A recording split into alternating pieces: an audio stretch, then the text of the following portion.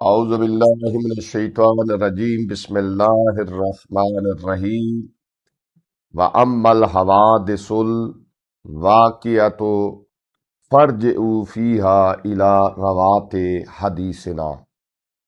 مولا امام حسن عسکری علیہ السلام کا یہ قول ہے۔ مولا فرماتے ہیں کہ پیش آنے والے نئے حوادث و مسائل میں ہمارے احادیث کے راویوں یعنی فقہا کی طرف رجوع کرو۔ یہ ایک حدیث ہے جو مولا امام حسن عسکری علیہ السلام کی ہے، اور یہی جو ہے وہ ہمیں تقلید کی طرف کے لیے دلیل ہے۔ یعنی مولا نے یہ نہیں کہا کہ آپ جو ہے وہ حدیث کی طرف رجوع کرو، بلکہ مولا کہہ رہے ہیں کہ ہمارے جو حدیث کے راوی ہیں فقہا، آپ ان کی طرف رجوع کریں۔ امام حسن عسکری علیہ السلام کی حیات مبارکہ کا سب سے اہم تاریخی کارنامہ امت کو اپنے فرزند اور آخری امام حضرت مہدی اجل اللہ فرجہ الشریف کی غیبت کے لیے تیار کرنا تھا، کیونکہ دشمن ان کے فرزند کی تلاش میں تھا۔ اس لیے امام حسن عسکری علیہ السلام نے نظام وکالت کی بنیاد رکھی۔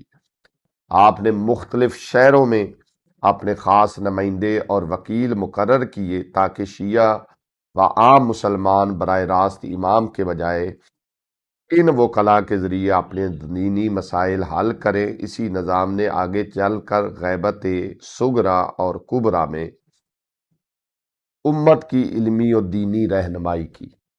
اب ان لوگوں سے سوال ہے جو تقلید کے منکر ہے کہ مولا امام حسن عسکری علیہ السلام نے جو آپ کہتے ہیں کہ ائمہ کے زمانے میں کہاں تقلید تھی، تو مولا امام حسن عسکری علیہ السلام نے حدیث بھی فرمائی کہ تم حوادث میں اور جدید مسائل میں ہماری حدیث کے جو راوی ہیں ان کی طرف رجوع کرو۔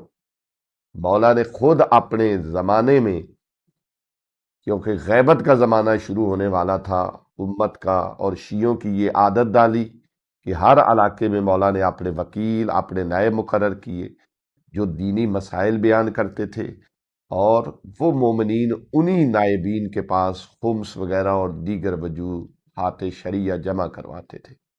دعا ہے خداوند عالم ہمیں غیبت کے زمانے میں علماء سے جڑنے، علماء سے دین سمجھنے اور اس پر عمل کرنے کی توفیق عطا فرما۔ وآخر دعوانا ان الحمدللہ رب العالمین۔ ہماری گزارش ہے کہ ہمارے فیس بک، یوٹیوب اور انسٹاگرام کے تمام پیجز کو لائک کریں، شیئر کریں اور سبسکرائب کریں۔